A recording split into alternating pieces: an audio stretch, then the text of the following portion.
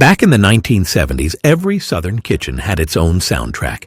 The sizzle of fried chicken in Crisco, the smell of cornbread in a cast-iron skillet, and a pie cooling on the counter.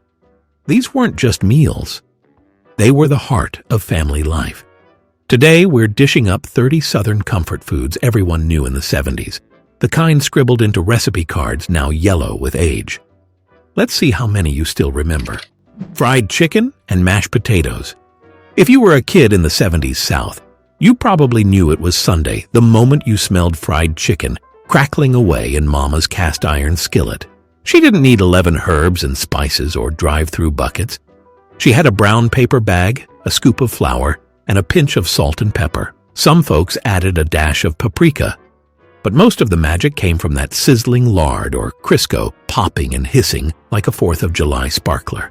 Meanwhile, on the back burner, a pot of potatoes boiled until tender. They'd be mashed by hand, no mixers needed, with a pat of butter, a splash of pet milk, and maybe a pinch of garlic salt if Mama felt fancy. And you couldn't forget the gravy, made straight from the skillet drippings, thick enough to coat the back of a spoon. Families didn't call it comfort food back then. It was just supper. But when that golden chicken and creamy potatoes hit the table, you knew life was good. Chicken and dumplings. Now this was the dish that could take the edge off even the roughest Monday. Chicken and dumplings were Southern magic, a way to stretch one scrawny bird into a meal that fed the whole household. First, you'd start with a bubbling pot of chicken broth, usually homemade after Mama simmered a hen all afternoon. The broth would turn cloudy, filled with tender shreds of meat, onions, maybe a carrot if she had one. But the real excitement came when it was time for the dumplings. Families were divided into two camps. Some rolled them out thin and cut them into slick, chewy strips, while others swore by spooning soft little dollops that puffed up like clouds on top of the stew. By the 1970s, you might see Biscuits making the job faster, but Grandma? She kept her rolling pin handy, flour dusting the whole countertop like fresh snow. With steam fogging up the kitchen windows and the smell of simmering broth filling the house, you knew it was a meal that would stick to your ribs and soothe your soul. Meatloaf with ketchup glaze. Few meals defined a 70s Southern weeknight like a big old meatloaf. This wasn't the fancy kind you see in restaurants now with mushrooms or artisan breadcrumbs. No, this was ground beef mixed with crushed saltine crackers, an egg or two, and maybe a splash of evaporated milk to keep it tender. Mama would pat it into a loaf pan and crown it with that ruby red glaze of ketchup mixed with a touch of brown sugar. As it baked, the glaze caramelized into a sticky sweet shell that made kids fight for the end slices. Some families served it with instant mashed potatoes or canned green beans. Because it wasn't just about the loaf, it was about stretching dinner on a budget. But no matter how simple, the smell of that meatloaf baking in the oven could make the whole house feel like a hug. Country ham with redeye gravy. If you've never had country ham fried up in a cast-iron skillet, you've missed out on one of the boldest flavors of Southern comfort. By the 1970s, every breakfast table knew this salty star, often sliced paper thin and pan-fried until the edges curled. But the real showstopper was the gravy, if you could call it that. Redeye gravy wasn't creamy or thick like sausage gravy. It was just ham drippings deglazed with a splash of black coffee, creating a thin, savory sauce that gave biscuits a sharp kick. Folks joked it was called redeye because it could wake you up faster than a cup of joe. And while it might have seemed too strong for kids, plenty of grandmas swore it was good for what ails you. Whether for breakfast or tucked into a supper plate with grits, this was the flavor of Southern grit and gumption. Pot roast with Lipton onion soup mix. Sundays in the 70s often meant a pot roast that cooked low and slow all afternoon. This wasn't just any roast. It was usually a tough cut of beef, made tender with patience and a little pantry magic. By then, Lipton's onion soup mix had become a Southern mama's best-kept secret. Sprinkle it over the roast, pour on a can of cream of mushroom soup or just some water, and let it work its magic in the oven or crock pot. Hours later, you'd have meat so tender it fell apart with a fork, nestled against carrots, onions, and potatoes that had soaked up all that savory flavor. The aroma alone could drag kids in from the backyard. And when Mama set that platter down in the center of the table, it wasn't just supper. It was the kind of meal that made you feel like everything was right with the world. Biscuits and sausage gravy. If you grew up Southern in the 70s, you probably woke up on a Saturday morning to the smell of biscuits rising in the oven. Mama didn't need a can that popped open with a fright. She had a wooden biscuit cutter and a jar of white lily flour. Those golden biscuits came out fluffy on the inside with just enough crunch on the bottom. But the real magic bubbled away on the stove. Sausage gravy. Made with browned sausage crumbles, a sprinkle of flour, and fresh milk, it thickened into a peppery, creamy sauce that could turn even the plainest biscuit into a feast.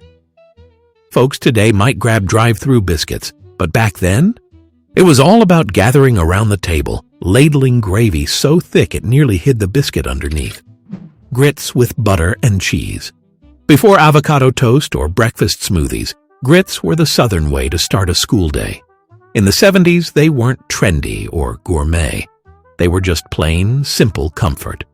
A pot of grits simmered on the stove, stirred with a wooden spoon until it was creamy enough to stick to your ribs. Butter was a must, and if the family felt flush that week, Mama stirred in shredded cheddar, making the whole pot rich and golden. Some folks spooned them under fried eggs, others alongside country ham. And let's be honest, plenty of kids wrinkled their noses until Mama plopped a pat of butter right on top and told them to stir it in. By the time you scraped the last spoonful, you were fueled for the long day ahead. Chicken fried steak with white gravy. This dish was proof that Southerners could turn a humble cut of meat into pure magic. Chicken fried steak, despite the name, didn't involve chicken at all. It was usually a tough cube steak, breaded in seasoned flour and fried until golden brown. But the best part was what came next, the gravy. Using the pan drippings, Mama whisked up a smooth white gravy, thick with black pepper. It was spooned generously over the steak and usually the mashed potatoes too. In the 70s, this was diner food at its finest. Hearty, stick-to-your-ribs comfort that could feed a family of 5 for the price of 1 cut of beef. If you had it for supper, you didn't need dessert. You were already full to the brim. Brunswick stew. Now here's a dish that started fights. Not at the table, but between states. Georgia claimed it. Virginia swore it was theirs. And in the 70s, every Southern church cookbook seemed to include a version. Brunswick stew was a hearty, tangy tomato-based mix of shredded meat, lima beans, corn, and potatoes. Some old-timers still remembered when squirrel meat was traditional, but by the 1970s, most cooks used chicken or pork. The stew was often simmered in giant pots at community gatherings, filling the air with a smoky, savory aroma. Every spoonful tasted like home, no matter which state you were in. For families, it wasn't just a meal. It was a way to stretch leftovers and still feel like you were eating something special. Collard greens with fatback. If you were raised Southern, you probably remember the big pot of collards bubbling on the back burner. The greens were washed, chopped, and boiled low and slow with fatback or a ham hock for flavor. By the 70s, some folks added hot sauce or vinegar at the table, but the base of the dish was the same. Rich, smoky greens that softened down into pure comfort. And let's not forget the pot liquor, that savory broth at the bottom of the pot. Families prized it so much they'd sop it up with cornbread. Collards weren't glamorous, but they were the taste of tradition, the food that reminded you of Sunday dinners at Grandma's, with cousins running around and laughter filling the kitchen. Salisbury steak with mushroom gravy. Now this one takes us straight back to the TV trays of the 1970s, when Salisbury steak was the king of the meat and gravy suppers. Imagine that oval-shaped patty, somewhere between a hamburger and a meatloaf, smothered in a silky brown mushroom gravy.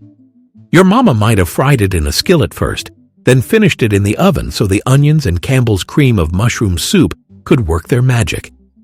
And let's not forget the pairing, mashed potatoes or rice, always ready to soak up every drop.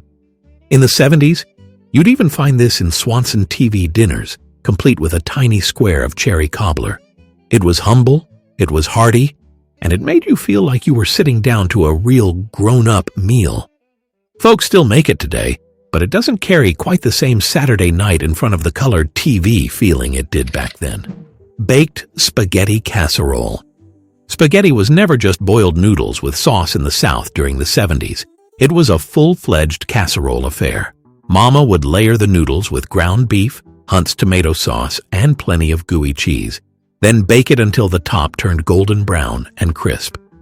The trick was always to make it a day before a big church potluck because it seemed to taste even better after it had married overnight in the fridge.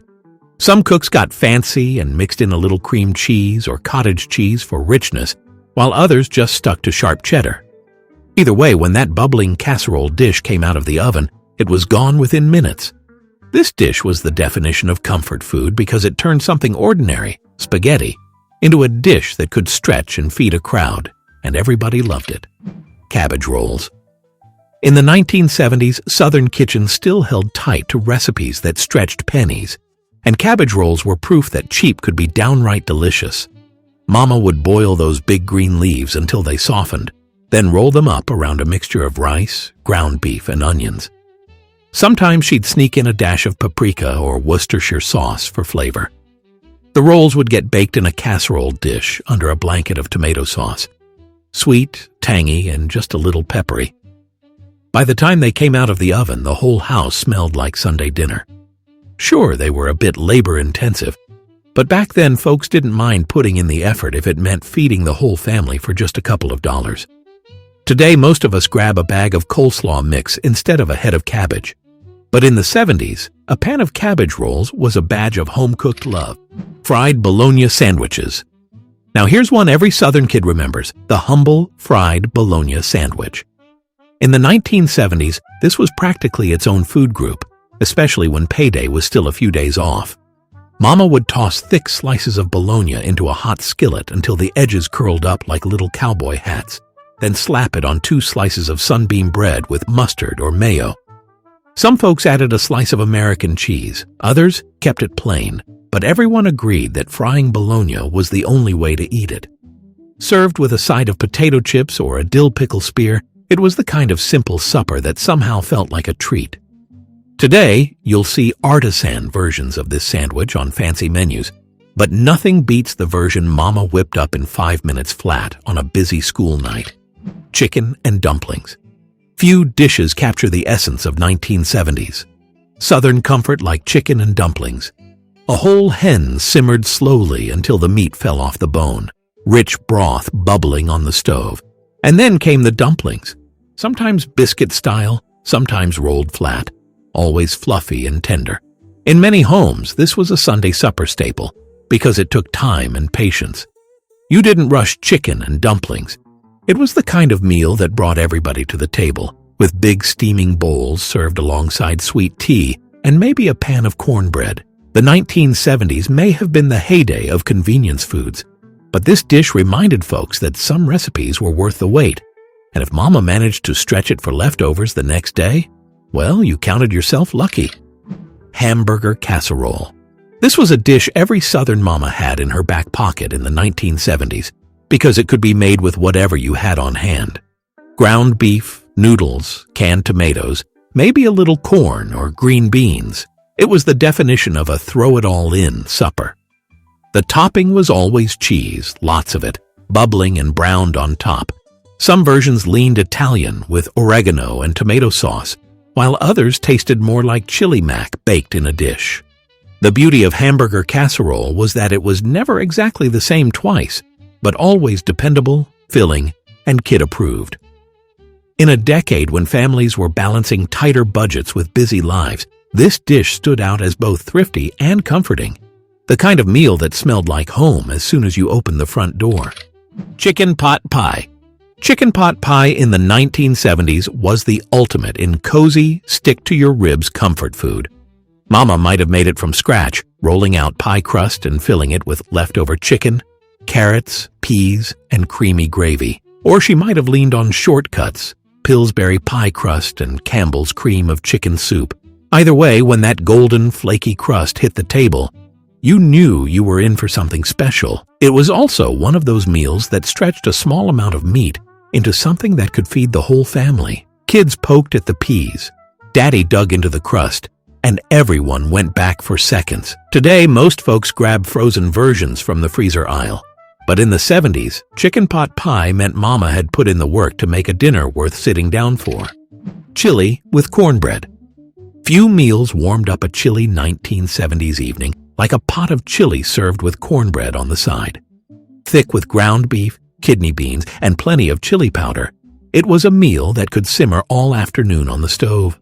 Some mamas liked theirs spicy, others kept it mild, but everybody agreed that cornbread was the proper partner. The cornbread might be sweetened with a spoonful of sugar or left plain and crumbly.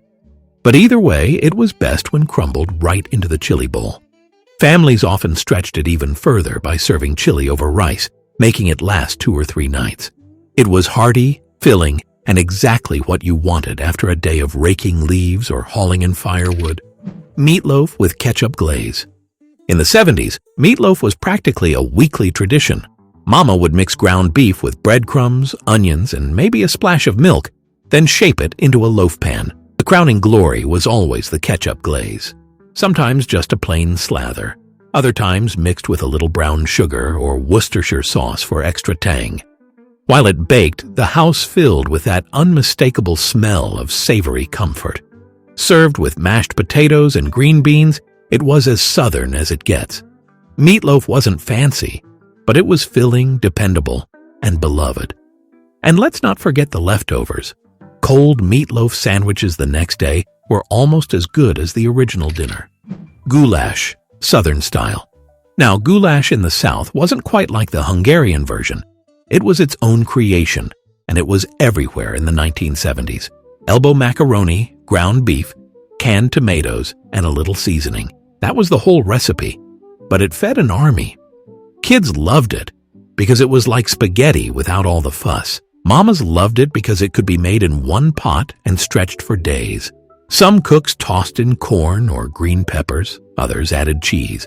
But the core idea was always the same: cheap, filling, and fast. This was the meal you'd see on weeknights when time was tight or when payday was still a few days away. It might not have been glamorous, but it was the taste of 1970s practicality. And a whole lot of us still crave it today: pork chops and applesauce.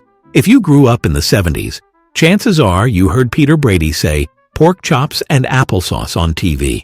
And your mama probably served it that same week. Southern kitchens took that pairing to heart: golden pan-fried pork chops sizzling in Crisco or bacon grease, with a side of tart, homemade applesauce to cut the richness. Sometimes it was chunky with bits of apple still floating, other times smooth from a jar of Mott's. In plenty of homes, this wasn't just dinner. It was a full Sunday spread, with mashed potatoes, green beans, and biscuits rounding it out. Pork was affordable in those days, and applesauce stretched the meal without costing much. Today, you might see chefs dress it up with cider reductions and fancy garnishes, but nothing compares to sitting down at Mama's vinyl-covered table with this simple, sweet, and savory supper. Chicken fried steak with white gravy. In the 1970s South, chicken fried steak was the kind of meal that could make you forget about a long, hard day. Tenderized cube steak dredged in flour, fried crisp in a cast-iron skillet, and then smothered in thick white gravy made from the drippings. It was indulgent, filling, and oh so Southern. Restaurants from Dairy Queen to little Main Street diners served it up with fries or mashed potatoes, but the homemade version had a special kind of magic. Mama would let that gravy bubble just until it coated the back of the spoon, then ladle it over the steak like a blanket. The crunch of the breading with that peppery cream gravy was pure comfort. Folks didn't worry about cholesterol or calories in the 70s. This dish was about joy on a plate, and it delivered every single time. Jiffy cornbread and pinto beans. Pinto beans and cornbread were staples that never really went out of style, but in the 70s, they became weeknight regulars, thanks in part to convenience. A big pot of beans simmered with a ham hock or fatback filled the kitchen with a smoky aroma, while a blue box of Jiffy cornbread mix made whipping up a side as easy as stirring in some milk and an egg. Some mamas added a spoonful of sugar, others swore it ruined the cornbread, but either way it came out golden and steaming. This was a poor man's meal that everybody loved. It filled you up, cost next to nothing, and tasted better the second day. Plenty of kids crumbled their cornbread straight into the beans, mixing it into a thick, hearty mash that stuck to your ribs. In the 70s South, this wasn't just supper. It was survival food dressed in comfort. Fried okra. If there was ever a vegetable that could turn kids into believers, it was fried okra. Rolled in a quick buttermilk dip and tossed through seasoned cornmeal, those little green coins hit the hot skillet and came out crunchy on the outside, tender on the inside. In the 70s South, fried okra wasn't a side dish. It was practically its own food group. You'd see it on supper tables next to pork chops, alongside Sunday pot roast, and piled high at church potlucks where folks hovered until the bowl was gone. Every bite had that irresistible crunch that made you forget you were eating a vegetable at all. And while store-bought frozen okra started creeping in during the decade, most Southern mamas still swore by fresh pods from the backyard garden or the farmer's market. For kids, fried okra was proof that vegetables could taste just as exciting as French fries, if not better. Pigs in a blanket.